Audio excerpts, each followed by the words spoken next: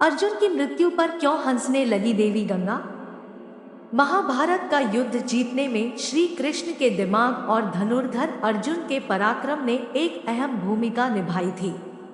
यदि महाभारत के युद्ध में पांडवों की ओर से श्री कृष्ण और अर्जुन न लड़ रहे होते, तो शायद पांडवों की जीत होना मुमकिन था। लेकिन क्या आपको मालूम है कि महाभारत के युद्ध में अहम भूमिका निभाने वाला अर्जुन स्वर्ग यात्रा में जाने से पहले भी एक बार मर चुका था। इसका मतलब ये है कि अर्जुन की अपने जीवन में दो बार मृत्यु हो चुकी थी और उनकी मृत्यु के दौरान देवी गंगा जोर जोर से ठहाके लगाने लगी। मगर क्यों क्यों अर्जुन की मृत्यु पर माँ कुंती के रोने पर देवी गंगा हंसने लगी? क्यों खुद भी एक माँ होने के बावजूद देवी गंगा दूसरी माँ के दुख पर ठहाके लगा रही थी?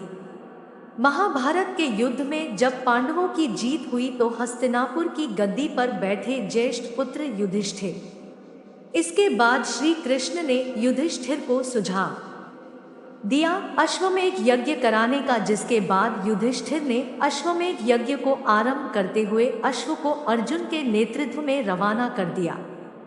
अब जिस दिशा में अश्व चलता जाता उसी के पीछे पीछे अर्जुन और उनकी सेना भी चलती जाती। इस दौरान ये अश्व कई राज्यों से गुजरा। जिन भी राज्यों से वो अश्व गुजरा उन सभी राज्यों के साथ अर्जुन ने युद्ध लड़ा। कई राजाओं ने तो पहले ही अर्जुन के आगे घुटने टेक दिए, लेकिन कई राजाओं ने ऐसा नहीं किया, जिसके बाद अर्जुन और उनकी सेना द्वारा युद्ध लड़ा गया और कई राजाओं को परास्त करते हुए अर्जुन उनके राज्यों को जीतते चले गए।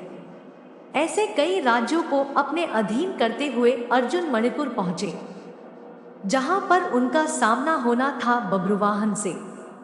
आपको बता दें कि बभ्रुवाहन अर्जुन और चित्रांगदा के पुत्र थे और अपने पिता अर्जुन के उनके राज्य में पधारने से वे काफी उत्साहित थे। उन्होंने युद्ध के बारे में कुछ सोचा ही नहीं और अपने पिता अर्जुन के स्वागत के लिए वे राज्य की सीमा पर जा पहुंचे। लेकिन जैसे ही बभ्रुवाहन अर्जुन का स्वागत करने के लिए आगे बढ़े, वैसे ही अर्जुन ने उन्हें रोकते हुए कहा कि मैं इस समय तुम्हारा पिता नहीं बल्कि हस्तिनापुर के नरेश का प्रतिनिधि हूँ और क्षत्रिय होने के अनुसार इस समय तुम्हें मेरे साथ युद्ध लड़ना चाहिए। बस उसी समय अर्जुन की दूसरी पत्नी उलूपी वहां आती है और बभ्रुवाहन से बोलती है कि हे पुत्र, तुम्हें अपने पिता के साथ युद्ध लड़ना चाहिए। यदि तुम युद्ध नहीं लड़ोगे तो इसमें तुम्हारे पिता का ही अपमान होगा। माता की आज्ञा पाते ही बभ्रुवाहन युद्ध के लिए तैयार हो जाता है और अर्जुन और बभ्रुवाहन के बीच युद्ध छिड़ जाता है। ये युद्ध काफी समय तक चलता है, मगर इस युद्ध का कोई परिणाम न निकलने के कारण बभ्रुवाहन कामाख्या देवी से प्राप्त दिव्य बाण का इस्तेमाल करते हुए अर्जुन पर प्रहार करता है, जिससे अर्जुन का सर धड़ से अलग हो जाता है और अर्जुन की मृत्यु हो जाती है। साक्षात अर्जुन की मृत्यु देख हस्तिनापुर की सेना सुन्न हो जाती है और इसकी सूचना तुरंत श्री कृष्ण तक और हस्तिनापुर तक पहुंचाई जाती है। मणिपुर पहुंचकर श्री कृष्ण और माता कुंती अर्जुन को धरती पर पड़ा देखते हैं, जिसके बाद माता कुंती अर्जुन का सर अपनी गोद में रखकर फूट फूट कर रोने लगती है और बस इसी दौरान देवी गंगा अर्जुन की मृत्यु पर मुस्कुराने लगी। और जब काफी देर तक माता कुंती रोती रही तो देवी गंगा माता कुंती से कहती है, हे कुंती, तुम व्यर्थ में रो रही हो, क्योंकि तुम्हारे पुत्र अर्जुन को उसके कर्मों का फल मिला है। मेरा पुत्र भीष्म अर्जुन को अपने पुत्र की तरह स्नेह करता था, मगर फिर भी इसने श्रीखंडी का सहारा लेकर मेरे पुत्र भीष्म का वध कर डाला।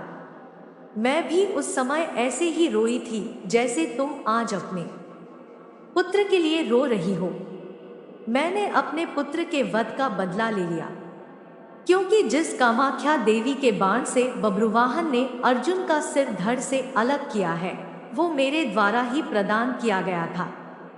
देवी गंगा के शब्दों में बदले की भावना झलक रही थी और देवी गंगा की इस बदले की भावना को देखते हुए श्री कृष्ण हैरान हो गए और देवी गंगा से बोले, हे देवी, आप किस बदले की बात कर रही हैं? आप किस किस से बदला लेंगी? अर्जुन की माता कुंती से या फिर अर्जुन से? आप एक माता से प्रतिशोध कैसे ले सकती है?